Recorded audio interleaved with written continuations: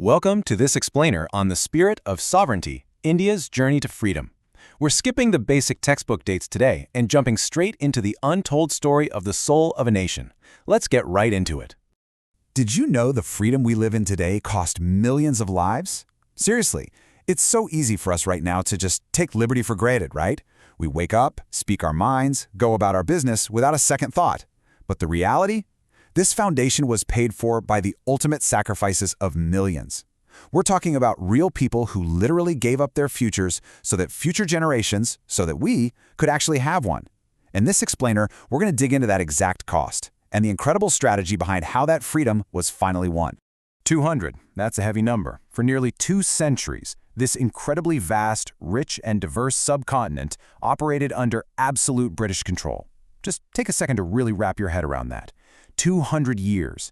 That is generations upon generations born into a system of total subjugation. As our sources highlight, during this massive stretch of time, Indians endured heavy taxes, severe injustice, and a near-total lack of basic rights. Zero voice in how their own homeland was governed. But you know, the human spirit can only be pushed so far before a spark catches fire. Okay, let's dive into this timeline to see exactly how that fire spread, because it definitely wasn't an overnight explosion. The initial spark, in 1857, with Mongol Pandey's first revolt, it didn't topple the empire right then and there, but it planted this unwavering belief: India absolutely must be free. From there, we see a steady, strategic escalation into these massive campaigns. You jump to 1930 with the Salt March, where citizens directly challenged imperial monopolies, and then the 1942 Quit India movement. The whole paradigm shifted. The entire country united to deliver one very loud message: the era of extraction was over. And the dichotomy between these two approaches brilliantly illustrates the sheer complexity of the movement. I mean, fighting a global empire, you need a multi-pronged approach. On one hand, you have the path of nonviolence, satyagraha, which systematically drained the empire's moral and administrative authority through peaceful civil disobedience.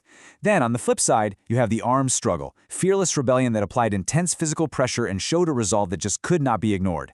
As an explainer of the historical record, it's fascinating to see how both of these totally distinct paths were absolutely crucial to the overall strategy.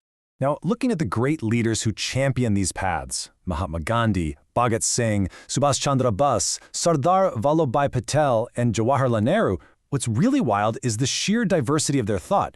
You've got these brilliant minds from vastly different backgrounds, and honestly, they fiercely disagreed on methodology. But, and here's the kicker, they were completely inextricably united by that singular goal of Indian independence. It was actually this exact ideological friction that allowed them to be complementary forces, pushing the movement forward from literally every conceivable angle.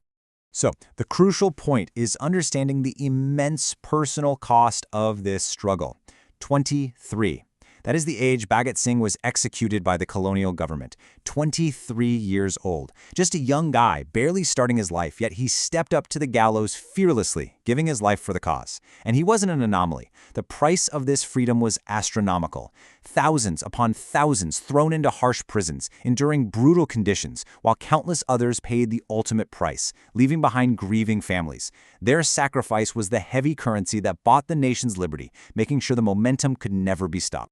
All of that unbearable sacrifice, all of those decades of absolute grit, finally culminated on a single, historic morning. At the stroke of the midnight hour, those iconic words delivered by Jawaharlal Nehru marked the moment the clock struck midnight on August 15, 1947.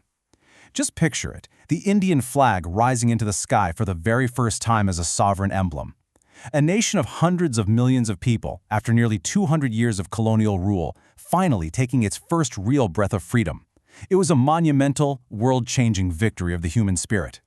But, right alongside that soaring joy of independence, came the agonizing pain of the partition.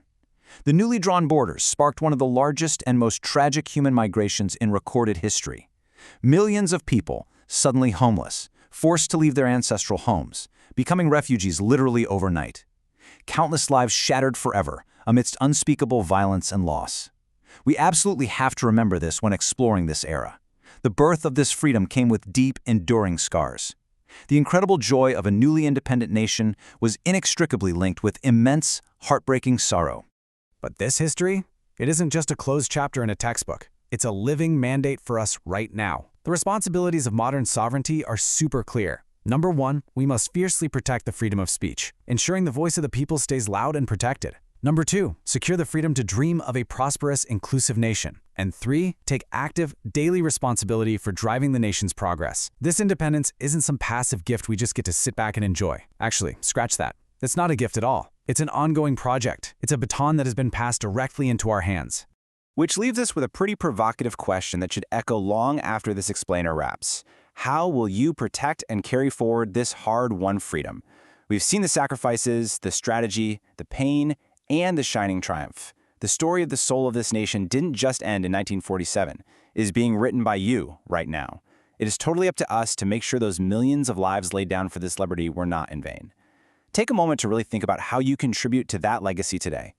Thanks so much for joining me on this incredible journey. Keep learning, keep reflecting, and I'll catch you next time.